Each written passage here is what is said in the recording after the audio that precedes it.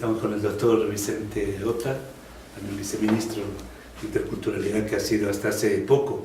Y venimos de Charati, del Diplomado sobre Cultura y Desarrollo Local. En primer lugar, me gustaría que, ¿por qué no comentas un poquito cómo los alcaldes, los gobiernos locales y regionales deben incorporar todo el aspecto de la cultura en sus planes de desarrollo y en su visión de la gestión?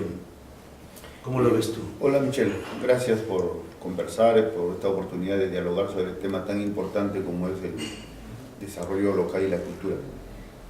Lo primero que yo quisiera mencionarte sobre este ciclo de fortalecimiento de capacidades de Charate es que a mí me ha sorprendido el ánimo, la expectativa, el espíritu propositivo que hay en la gente, no tanto de la sociedad civil como del municipio de Charate. Eso me ha parecido particularmente importante porque, tú sabes, hay una tendencia general, ¿no?, a devaluar o a hipercriticar las limitaciones que a veces tienen, ¿no?, la gestión de los organismos locales y regionales, ¿no? Pero ahí lo importante me ha parecido el interés, la expectativa, el ánimo de hacer las cosas mejor, ¿no? Eso creo que es un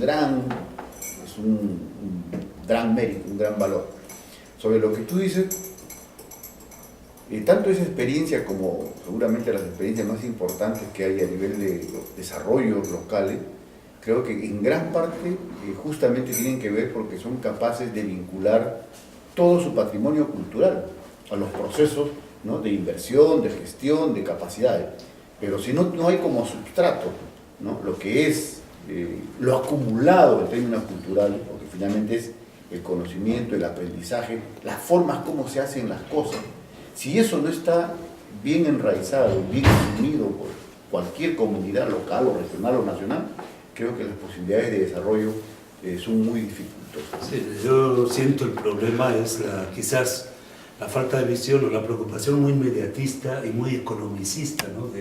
Hablo de la mayoría, ¿no?, de alcaldes, de gobiernos regionales, que no lo incorporan, no se dan cuenta que cuando un pueblo tiene una identidad fuerte y consciente, tiene unas mejores posibilidades de avanzar en su propio desarrollo, ¿no? Y creo que en el Perú, con las riquezas que todos tenemos, ¿no?, a nivel local, a nivel regional, a nivel nacional, esto deberíamos realmente implementarlo más, difundirlo más, ¿no?, y incorporarlo en nuestra propia visión, ¿no? ¿Qué crees qué más podríamos hacer? Ya sé que estamos en la Escuela Mayor y yo te agradezco que hayas estado también allá en el Charati, en el nuevo diplomado sobre cultura y desarrollo local y turismo, ¿no? Pero ¿cómo crees que a nivel de la gestión pública podríamos incorporar todos estos principios, pero para beneficio de la propia población, ¿no? Mira, Michelle, yo siempre uso, cuando converso de estos temas, dos ejemplos que yo creo que son paradigmáticos en la relación entre identidad, cultura y desarrollo.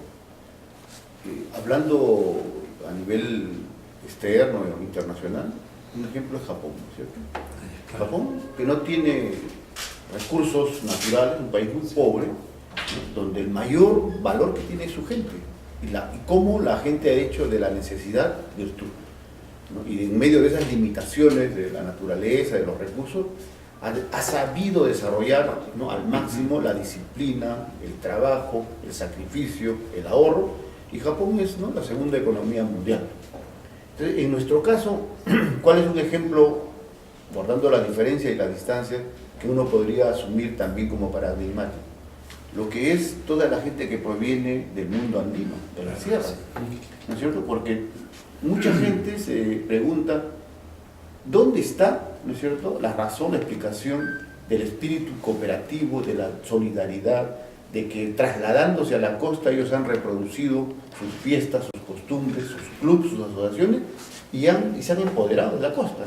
Entonces Gamarra, Villa El Salvador, ¿no es cierto?, son los ejemplos más claros de esa capacidad de construir en base a reproducir y a fortalecer identidad, ¿no? Han ampliado y reproducido su cultura y han asumido retos del desarrollo que los han resuelto positivamente. Bueno, tienes toda la razón. Acabamos de llegar también de allá de las Yorimaguas, con las comunidades Chawi, que tienen una identidad muy fuerte, pero que también están aportando, no digo adaptándose, porque creo que la palabra no es adaptar, sino aportar desde su comunidad, desde su identidad y desde su cultura al siglo XXI, que también es una preocupación, creo, que como dirigentes la tenemos. Tú has puesto, que me gusta mucho, el ejemplo de Japón, porque Japón no está cerrado a las innovaciones, ¿no?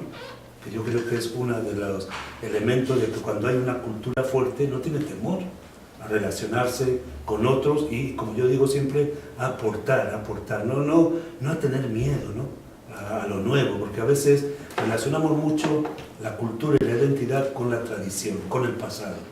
Y yo creo que la obligación que tenemos todos nosotros, especialmente cuando estamos en la política y en la gestión, creo que es relacionar y defender la cultura, las tradiciones, la historia, pero en el presente y lanzándonos al futuro, ¿no? Absolutamente. Yo creo que, como tú bien has dicho, cuando una comunidad tiene una identidad, ¿no?, definida y tiene una tradición fuerte, no solamente no teme, sino que procesa los aportes externos, porque finalmente la vida y la cultura es un intercambio permanente entre lo propio y lo extraño. Bueno, es eso, ahí se desarrolla y se reproduce la cultura.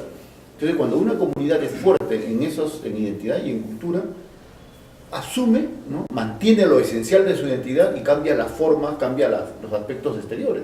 Entonces, ese es un caso Japón, y eso también pasa con el mundo andino acá. Seguro. ¿No? El mundo andino, la cultura andina ha absorbido y ha procesado todos los factores externos, pero mantiene una línea de continuidad todavía de identidad. Pero que ojalá el conjunto del Perú lo entienda.